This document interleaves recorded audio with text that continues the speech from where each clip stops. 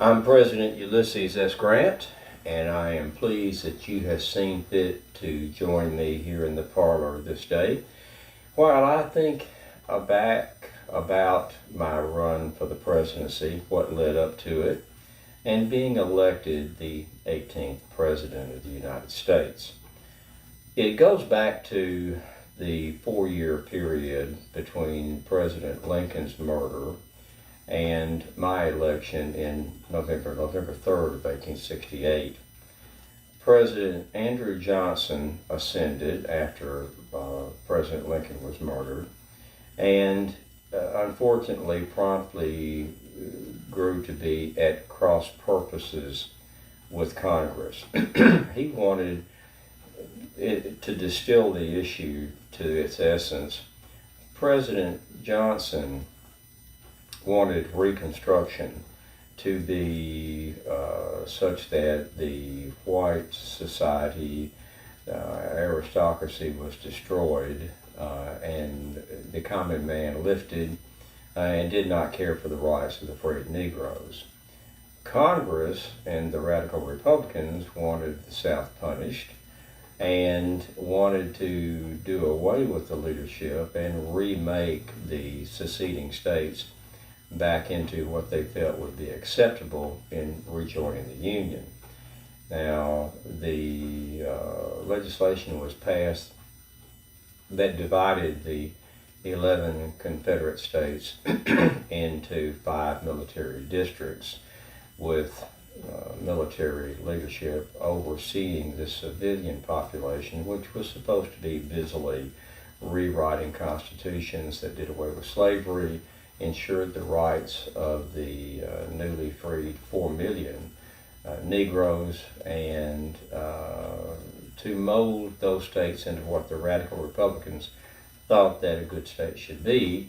At the same time, President Johnson was maintaining that that did not have to happen, that the states had never really seceded.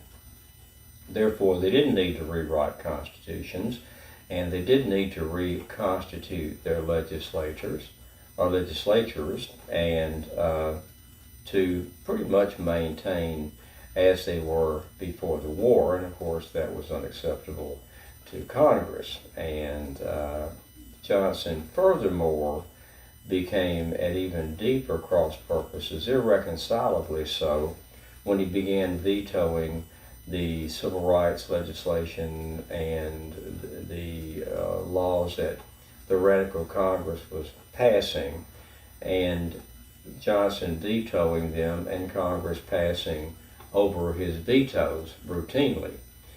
And it came to a head when the Tenure of Office Act was passed and President Johnson wanted to dismiss Secretary of War Edwin Stanton, and did. And that, of course, was what Congress was waiting for, and the battle began. They said Stanton couldn't be removed because of the Tenure of Office Act, which turned out to be unconstitutional, which it was, but it was the law of the land at the time. And in removing Stanton from office, President Johnson had me become the Secretary of War ad interim. And for myself and my relationship with President Johnson, it rapidly degraded from there. I did not want to be the Secretary of War. I did not want to be a politician, and I did not want to be in between the President and the Congress with the flames ever getting higher. President Johnson talked with me, and I vigorously tried to get out of it, and nevertheless was hung with it. I did tell him that I would hold it only until the issue was resolved, or if the Senate were to pass the legislation or make the approval move that said it was the law, which they did. And in, as I recall, January of 1868, the Senate Military Affairs Committee recommended to the full Senate that the Tenure of Office Act was legitimate and that Stanton should stay.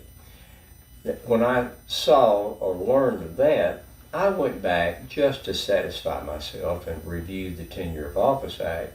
And to my horror, because I really hadn't read it before then, I didn't need to. I didn't think it was going to come to that. And I saw that if I were not to relinquish the keys, actually the keys to the door of the Secretary of War's office, then I would be liable to a fine of $10,000 and 5 years in prison, or both. So I went back to the War Department the next day, locked the doors, and gave the keys to Army Adjutant General, and told him I'll be in my office in the headquarters, Army headquarters across the street. I didn't think that Stanton would move so quickly, yet he did, and within an hour he's back in conducting business as usual. And actually he summoned me over and was very brusque with me, very approaching, hostile. His same old usual self, which once I got over the shock that he wasn't grateful for what I had done, particularly culminating in stepping aside and giving him, so to speak, the keys back to the office, I was reminded that his personality was such that did not endear him to anyone. And it was also such that he didn't care. President Johnson called me over to his office and berated me and asked me why I had done that. You betrayed me. And I wrote him a letter in reply. I told him that I did not betray him. Went back to my office and wrote several letters in a series back and forth, and told him I didn't betray him. I did what I told him I was going to do from the beginning.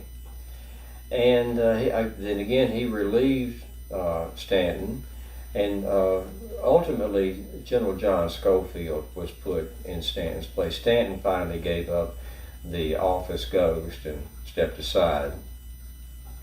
But the next day, President Johnson, after he had berated me in his office, invited me to a cabinet meeting, and in that cabinet meeting he addressed me as Secretary of War. Now, in the beginning of all this furor, I had told the President, I am not a politician. I do not want to go to the cabinet meetings, and if I do, only to present the military portion of the business in my portfolio and then leave. And that was all right for the most part, to an extent. But this meeting, when I corrected him and said I'm no longer Secretary of War ad interim, he laid into me about my integrity and my character, and became vicious. Whereupon I stood up and said, "You're attacking my character, you are attacking my personal integrity, and I will have none of it, sir.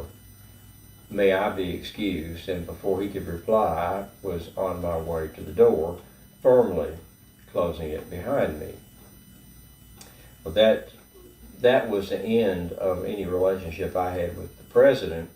But the impeachment committee members who'd been bubbling about impeaching him, when they got wind of those letters we had written back and forth, the chair of that committee felt that that was all he needed to charge the President with misdemeanor, high crimes, and so forth, and they began the impeachment process.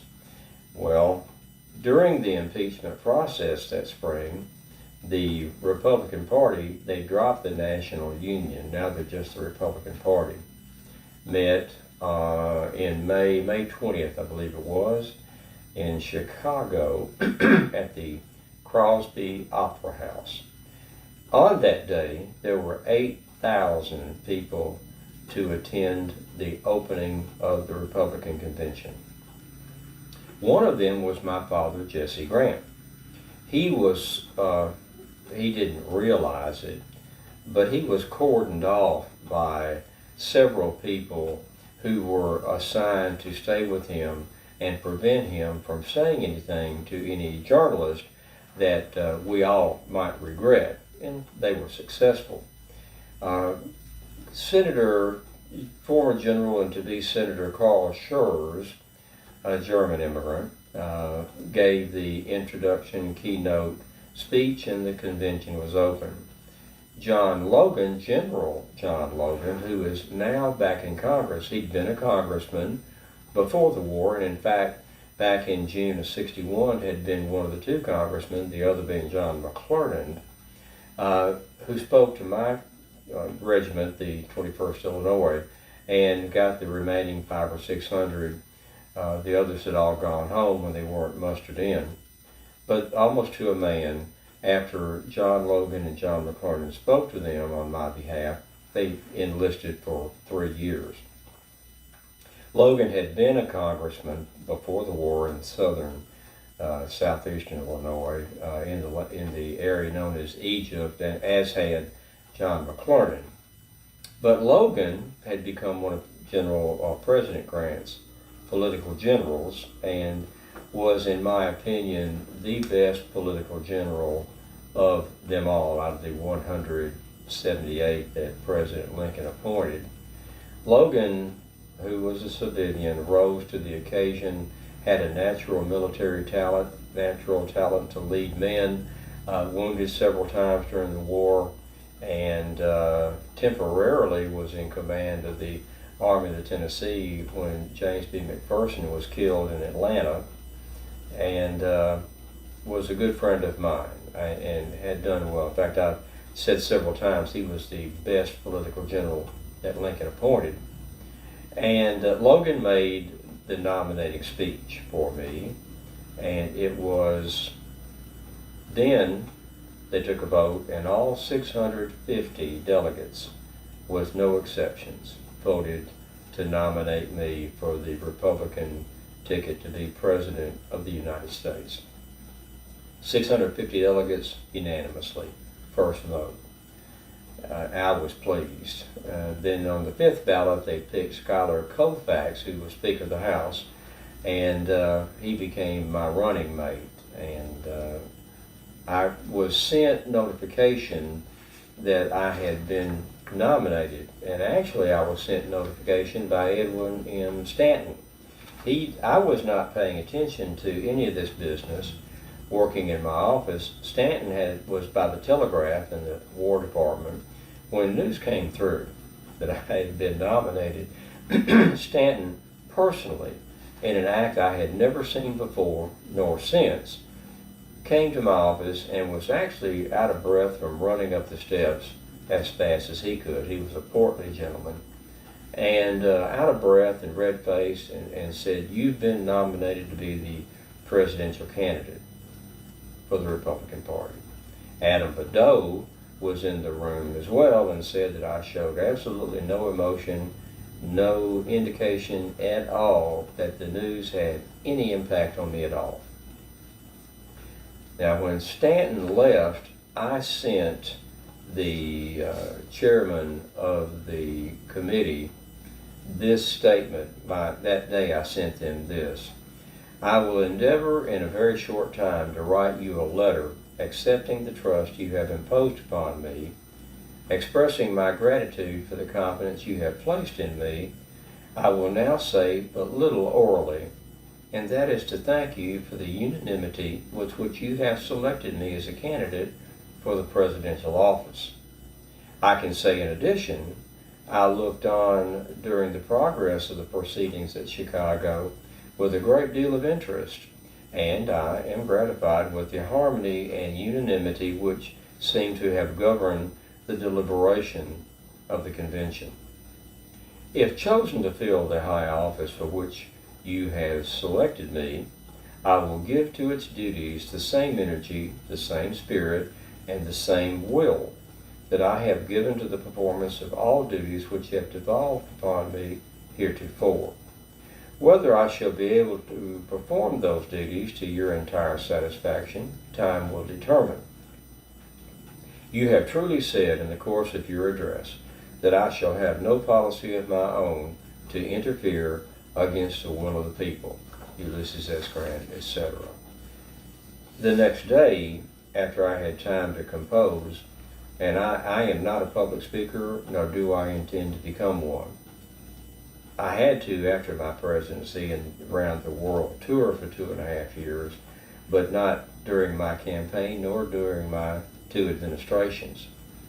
After careful composition, I sent this to General Joseph R. Hawley, the chairman or the president of the convention.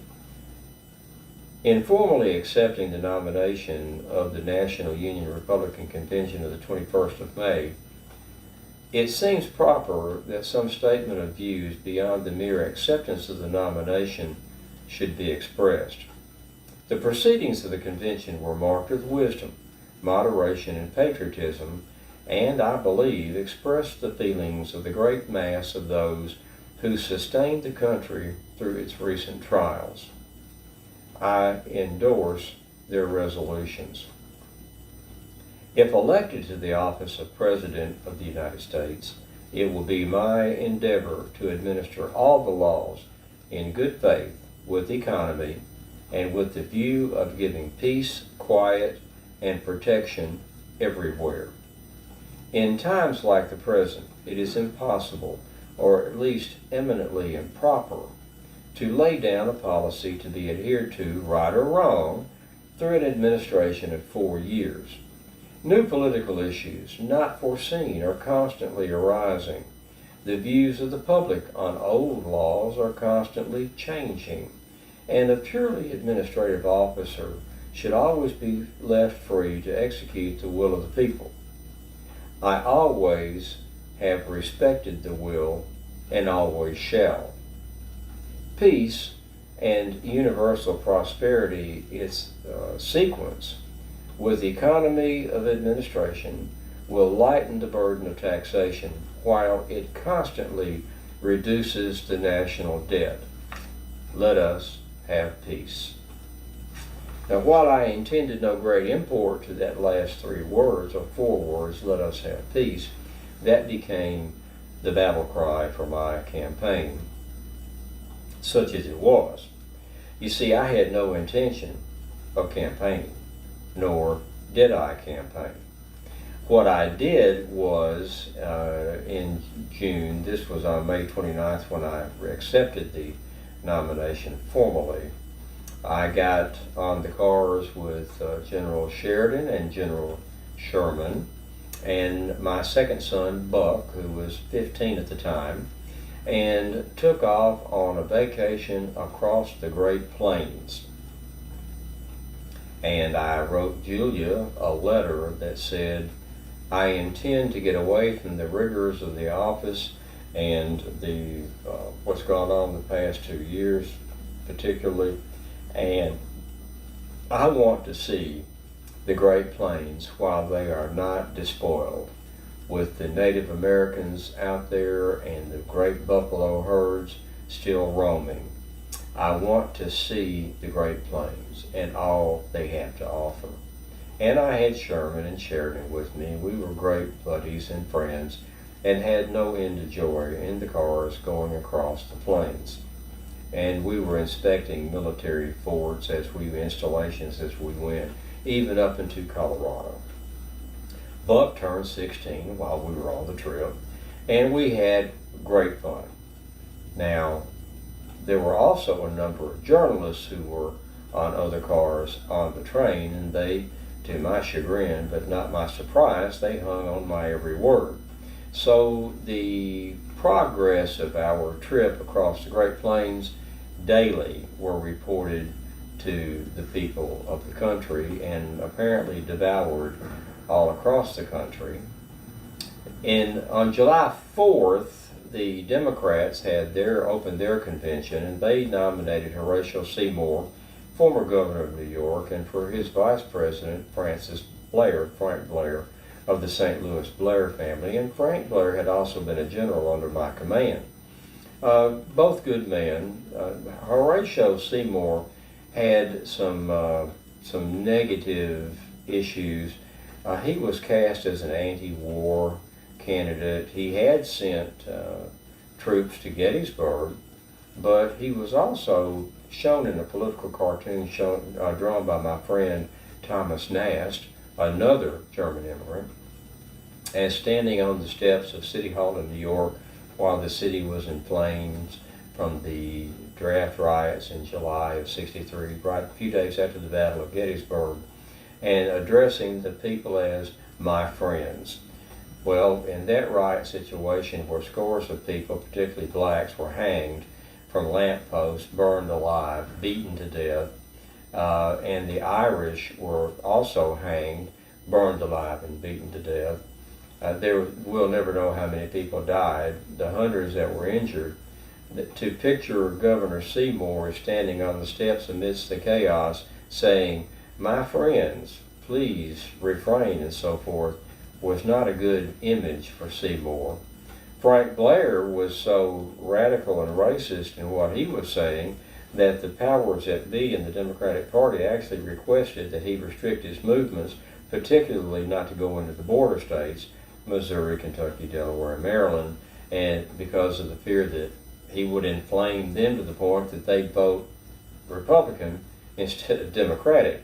So they campaigned. Horatio really campaigned, as did Frank. After I finished my 2 weeks or so, my lengthy trip out west, I went back to Galena and sat on my front porch and in my parlor, my study with the marble fireplace and the blue and gold trim and the ferns, and smoked my cigar, my pipe, and read the papers avidly.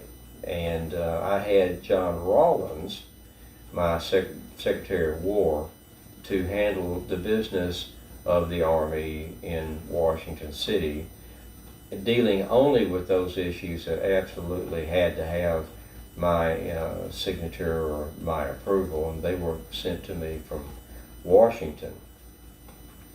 And I stayed in Galena. Now, something that was niggling at me was that Sherman had not endorsed me. He hadn't opposed me either.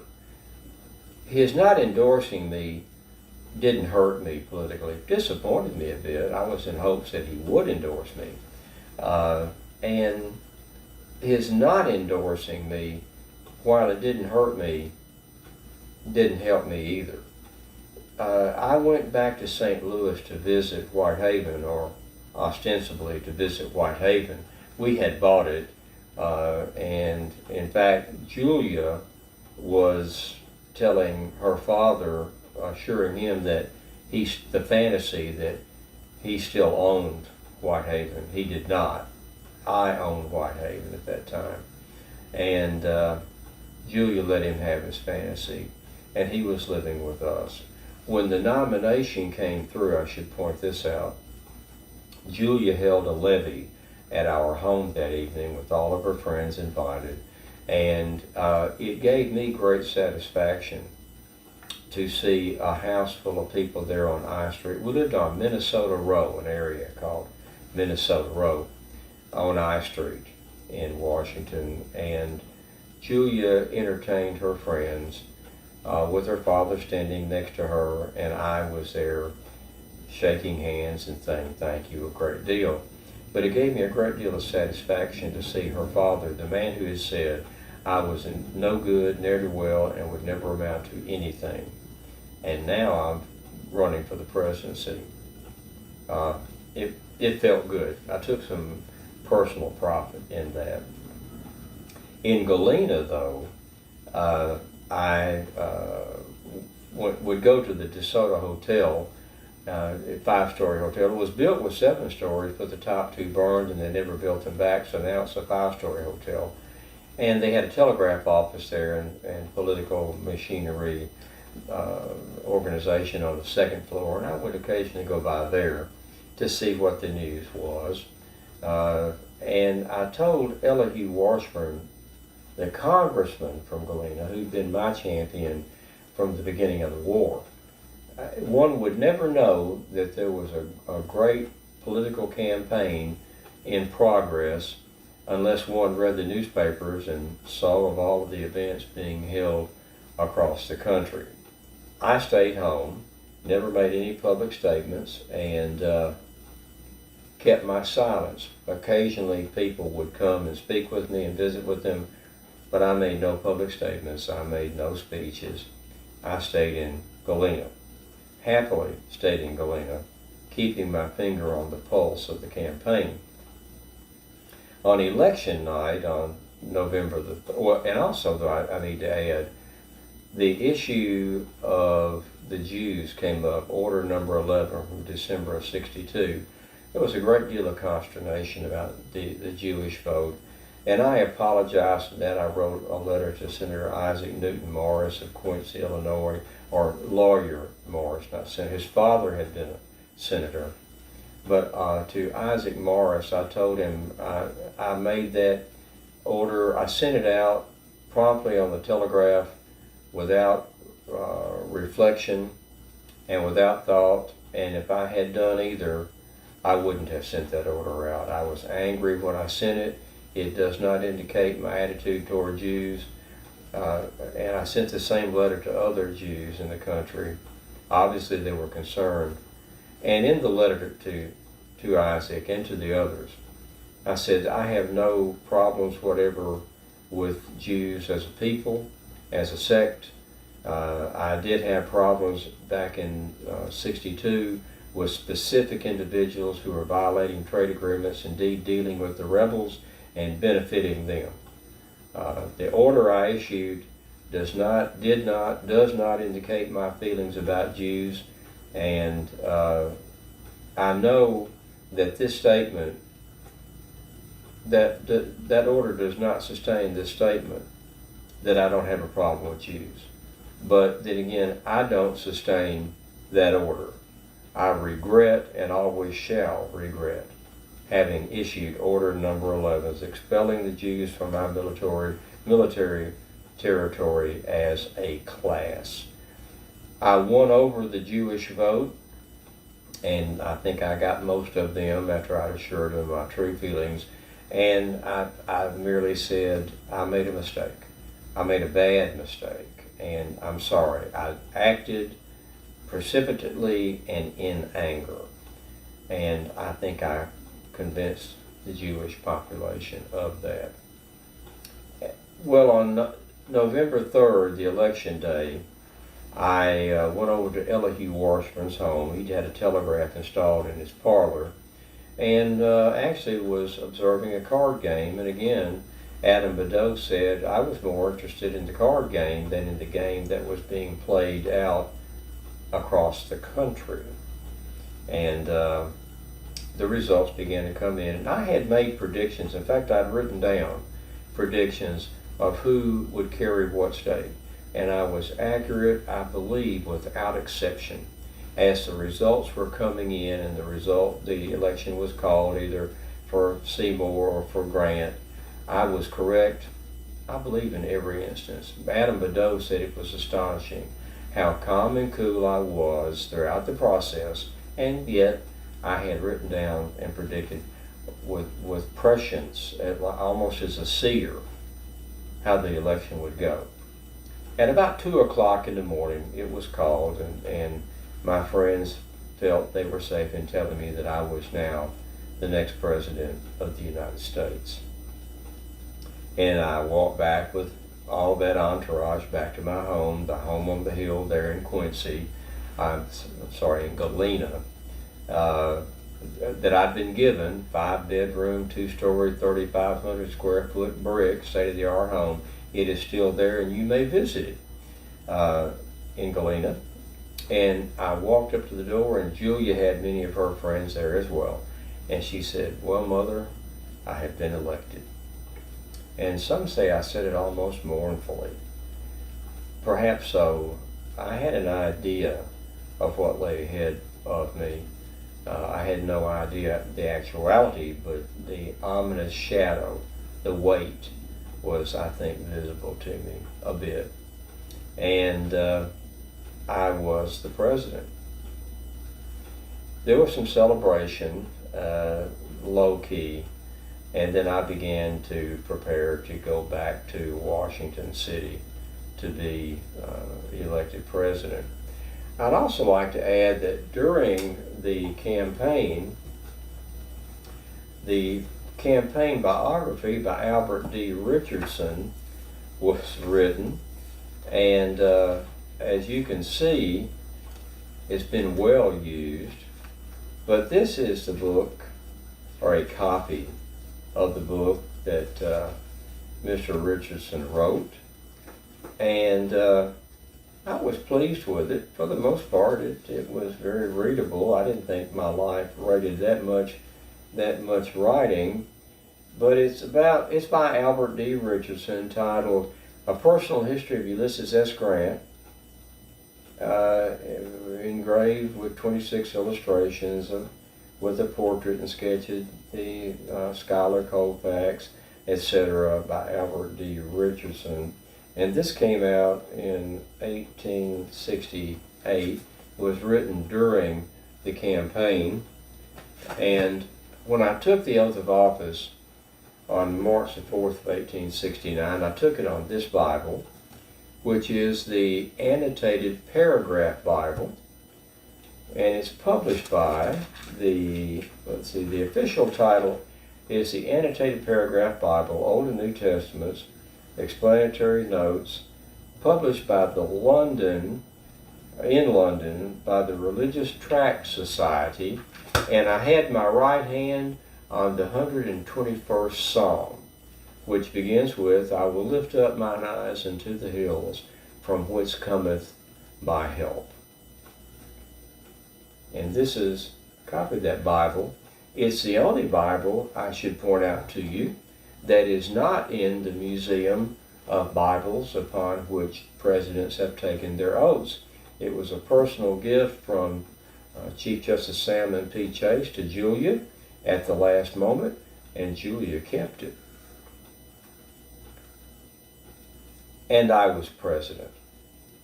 I would also point out in my closing thoughts, President Johnson thought he had really insulted me. He refused to ride to the inauguration in the carriage with me, as was traditional, and thought he would insult me. He did not. I had already made it clear I wasn't going to ride in the carriage with him. So his not even attending the inauguration, not only was it not an insult, it was a joy to find that out. I'd also tell you that my father, Jesse Grant, attended the inauguration. My mother did not. In fact, for my second inauguration, my father was in attendance. My mother was not. My mother, Hannah Grant, never came to Washington City, not for either one of my inaugurations. My father came frequently to the White House, but he stayed in the Willard Hotel. He refused to sleep in the White House because at this time, Colonel Dent, who had suffered a serious debilitating stroke back before the campaign began, back in the spring, Colonel Dent had moved into the White House and was in fact living there when he died in 1873. So again, the man who said about me I would never amount to anything and I wasn't good enough for his daughter, he wound up living in the White House while I am president and in fact dying there. But because Colonel Dent was living in the White House, my father, Jesse Grant, refused to sleep in the White House and was reluctant to even take a meal, and would grind his teeth to have to even sit at the table with Colonel Dent. But with those thoughts, I believe I have said enough to address the matter of my running for the presidency for the first time in 1868 to be elected November 30th. Oh, I almost forgot. I won 53% of the popular vote.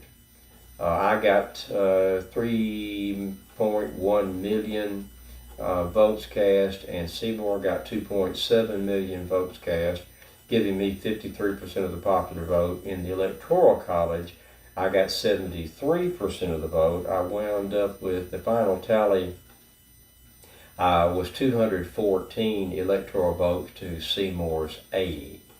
A pivotal factor of which I am mindful and should like to lift up to you is that in the South, in those 5 military districts, Negroes had been enfranchised in most places and could vote. I'm told that 400,000 black votes were cast. There weren't many votes cast north of the Mason-Dixon line because in the North, Negroes weren't allowed to vote. In the South, under military rule, they were allowed to vote. And 400,000 or so voted. I won the popular vote by 300,000 votes. A slim margin, but there are those who say I owed my election to the newly enfranchised slaves, newly freed and enfranchised slaves. And I'm not unmindful of that. In fact, I was pleased because their welfare and the defending of their equality and their rights are important to me. Having caught myself before I brought our meeting to a close to talk about that important segment of the vote, I think that I have indeed said enough to address the issue of my first race or campaign, or lack thereof, for the presidency. I hope you see fit to join me again when I talk about other matters of my presidency, but for the moment I must bid you from the parlor a fond adieu. I'm President Ulysses S. Grant, for the moment, saying goodbye.